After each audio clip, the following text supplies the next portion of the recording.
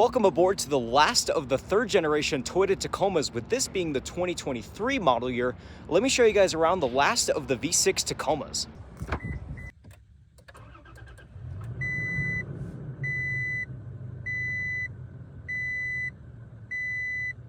For $45,000, you get a 3.5-liter naturally aspirated V6 with 278 horsepower and 265 pound-feet of torque. And it's very, very smooth and incredibly reliable.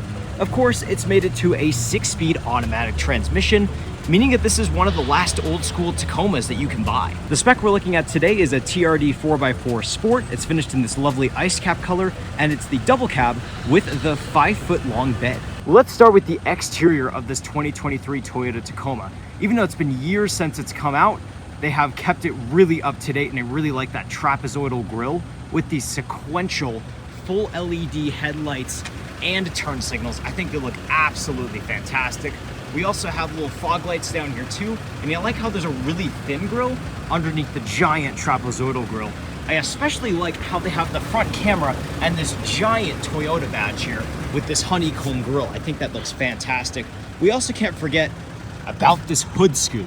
I absolutely love it, and you can see it's actually functional, which is really cool. And I also really like this giant bumper. It's body colored, it's solid plastic, but I quite like the look of it. Now, working our way down the side of the Toyota Tacoma, you can see it's got a very minimalist profile. Again, this hasn't been updated since 2016, but it is aged beautifully. I especially like the 17-inch alloy machine-faced wheels. They're pretty big wheels, but still have plenty of rubber to keep the ride nice and smooth. I like the fender flares as well, the giant Tacoma badge. I like this little line here, and I like the line up there. Very clean. I also like how on the pickup bed, we have this nice little accent here too, where the fuel door is. That I really appreciate. And of course you have your TRD 4x4 Sport badge back here. Working our way around back, we only have halogen taillights and turn signals. But again, the turn signals, the bulbs are gonna be pretty cheap to replace if the bulbs ever go out on you.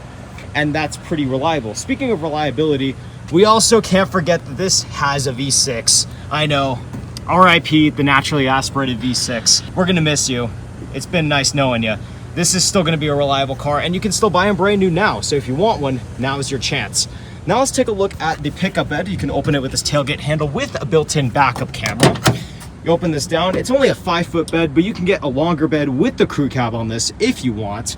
And as you can see, we have built-in cab lighting here, here, and here, as well as a household power outlet with this weather-resistant door on here. That's pretty cool. And it even has its own bed lining already pre-installed with, of course, some necessary attaching points if you want to put some proper heavy-duty stuff in here. And there's no tailgate assist, but honestly, the tailgate itself is pretty lightweight. And of course, you have your tow hitch there, along with your dual plugs, so you can plug either standard in if you want. And of course, you have your halogen license plate lights. I'm gonna make the argument that having halogen/incandescent is better in this case, because if it goes out, you can just simply replace it, and that's a good thing. So this Tacoma is beautiful, but let's go ahead and check out the interior, where we'll explore some really awesome things like the simple, clean, yet rugged interior. I want to start with this leather-wrapped steering wheel. It's got a really nice feel to it. It's really weighted. It's got a nice horn. Your buttons are pretty easy to use, but they're completely different than what you'll see in other newer Toyotas. For example, these are your volume controls. This is your next button. This is your back button. You got your voice button. This will, I believe that's going to mute it. This can hang up and answer calls. Over here you got your driver assist settings, but your cruise controls don't live up here. These instead control this center screen. Now I really like these physical gauge clusters because it still has a bit of character to it, but it still has a little digital screen in the middle, which gives you plenty of information. I especially like how it has an easily accessible TPMS gauge right there. And of course, you can change so many settings in here pertaining to safety if you want. If you don't have anybody in the back, you can do that too. And your back button is right here. So you can go back there, relatively easy to use. And of course you have your outside temperature. Let's see how much gas mileage we're getting. 14 miles to the gallon is honestly not terrible for this naturally aspirated V6, considering this isn't quite the most aerodynamic vehicle. Now your cruise controls actually live down here. They're really easy to use. You press this button and then you press it down to set it. And then if you want to cancel it, I believe you can easily do it just by pressing this button again. But adjusting your speed, you can just go up and down. It's really easy to use. The steering wheel itself, pull that down, it's tilting, and it also is telescoping. It doesn't telescope out that far. Like, I still have to reach pretty far to get to the steering wheel, but it's not terrible. I also like how these seats are fully power adjustable. They got lots of settings. However, they are just fabric seats, so they're not going to be heated or ventilated, but they are very comfortable to sit in.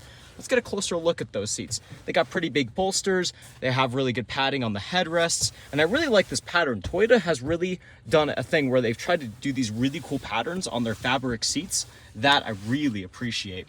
Let's work our way down here. I really like these rotary air vents. These are always really cool to see. And you know what? It's getting a little hot in here. Let's jump from high to low and turn on the AC a little bit, as we've accidentally just enabled the hazards, which are easily accessible right there. They're all physical climate controls, and they're extremely easy to use, as you can see there. But again, I wish we had heated seats. That would be a really nice thing to see. Let's go ahead and enable our AC for a second there. There you have your engine start stop, and then from here, you can actually switch into for high or for low if you so choose. Over here is your heated mirrors. Working our way down, we have your blind spot monitor, the ECT power, the parking assist button. This, if you push this down, it actually is a power sliding rear window, which is not very common on any vehicle at all. Over here we have your USB-A port. I'll get into that later. This will enable and disable your wireless charging pad, which is really nice to see. And we even have a 12-volt socket down here. Down here we have some cup holders, which are all right, but if you want even more cup holders, we have a third one over here too, along with a little space, which I assume is a good place to put your key fob. Over here is your shifter for your 6-speed automatic. It's very easy to use and very old school, and I really like that part. Of course, you have your sport and manual shift modes there. And my favorite part is a manual e-brake. Over here, we have a giant center console with even more storage. We have a USB-A port and a USB Type-C port, so even though this is technically the last gen of Tacoma, Toyota will still hook you up with a Type-C. Now, let's take a look at this head unit for a second. Now, this is a little bit more old school. This isn't quite Toyota's newest infotainment system, but it's incredibly easy to use. As you see, we have a navigation system here. We have a ton of physical buttons, a volume control, and your tune dial here too. This one actually has a little bit of a clicky feel to it, and this one has an infinite adjustment, as do most Toyotas. Now, this unfortunately doesn't have wireless Apple CarPlay and Android Auto, but with this USB port, it does have wired Apple CarPlay and Android Auto, which is pretty nice. All the buttons are relatively easy to use. It's a pretty easy to navigate system. You press the menu, it gives you a typical home screen setup. The projection is where your Apple CarPlay and Android Auto live, and you can see you need to connect it via USB. But it's a very easy to use system. The CarPlay is a little laggy on the system compared to the newer Toyota systems, but again, it's still very easy to use as in any other Toyota. Down here we have a few more buttons as well. This button disables your traction control. This button allows you to see all of your camera views. This enables and disables your cabin lights for your truck bed. This is your automatic headlights, and this basically turns on your alternator to allow you to access the inverter for the wall outlet that exists in the pickup bed. Looking at the overhead console, you can see we have some basic dome lights right here. I like that they're incandescent. Your door controls right over here. And I really like how there is a full-size built-in sunglass holder. Plus, you have your sun visors with convenience lights. And if you pull them around, they also extend, even though this is still a small truck. And as always, we have a rear view mirror with a HomeLink garage door opener. Over here, we have a fully lockable glove box with a ton of space, and this thing says slide and remove. That's actually where your cabin air filter lives. But this is one of the biggest glove boxes I've seen, let alone on a small truck. We also have giant door pockets, which are actually kind of like little cup holders. That I've always really appreciated from Toyota. Of course, you have your typical window switches and controls. Unfortunately, it's not one touch, but it is on the front windows, which is nice. Your typical lock buttons, window lock button, and your very easy to use mirror adjustments with the joystick right there.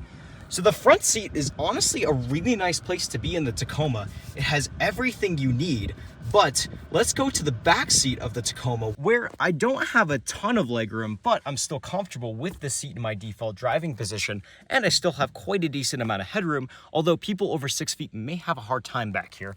Now, we do still have two cup holders. We don't have a ton of amenities back here, but we get our own speakers. We still get the 2 bottle pocket cup holders, and we get our own window adjustment, which is nice, seeing as we don't get any kind of center armrest. But don't worry, the Tacoma still has some nice practicality, even though it's a small space.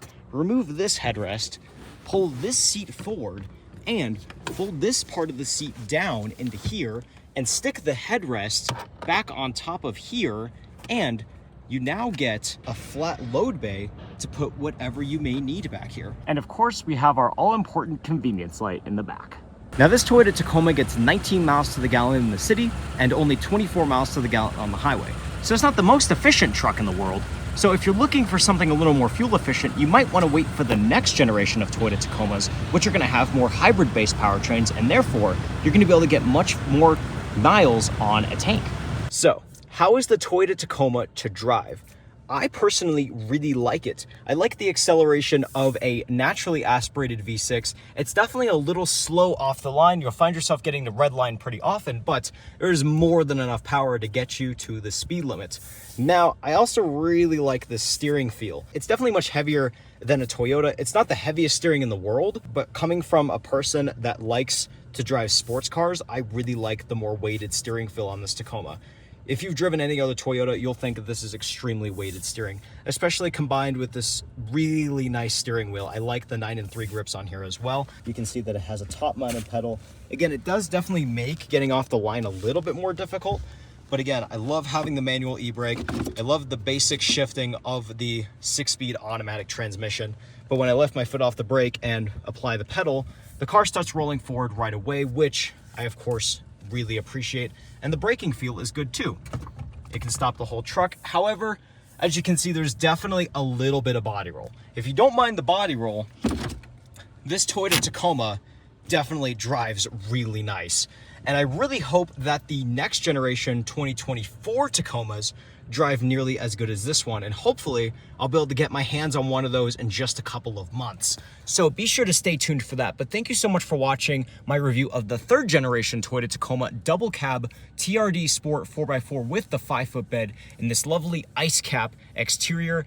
I really appreciate it. This is an incredible truck to drive, and I gotta say, I think I might get myself a Tacoma now. So thank you so much for watching. I'll see you guys on the next drive, and be sure to drive safe.